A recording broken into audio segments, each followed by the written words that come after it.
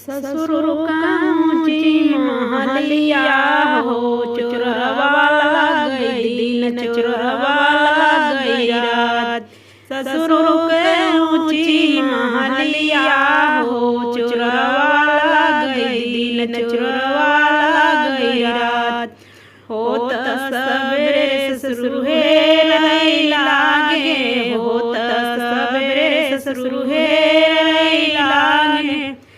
ससुर कलैया छड़ियावा हो, कंगना लैया मोर, कंगना लैया मोर। ससुर कलैया छड़ियावा हो, कंगना लैया मोर, कंगना लैया मोर। जेठ का ऊँची महलिया हो, चोरवा लग गई दिन, चोरवा लग गई रात। जेठ के ऊँची महलिया हो, चोरवा लग गई दिन, चोरवा लग गई रात।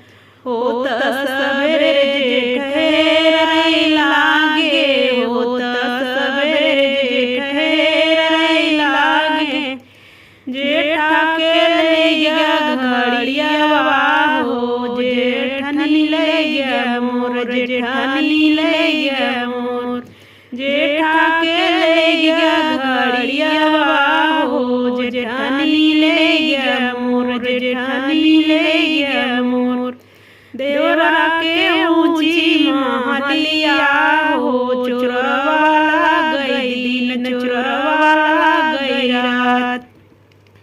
देवरा के ऊँची महलिया हो, चोरवा लग गई दिन, चोरवा लग गई रात। होत सबेरे देवर हे लागे, होत सबेरे देवर हे लागे।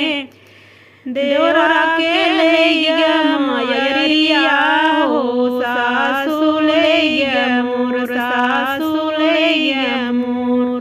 देवरा के लैया मयरिया हो, सासु लैया मोर, सासु लैया मोर। पिया के ऊँची महलिया हो, दिना लग गई चोर, रतिया लग गई चोर। होत सबेरे पिया हे लागे, होत सबेरे पिया हे लागे। पिया के लैया बहिनिया हो, ननदी लग गई मोर, ननदी लग गई मोर। पिया के लैया बहिनिया हो, ननदी लग गई मोर, ननदी लग गई मोर।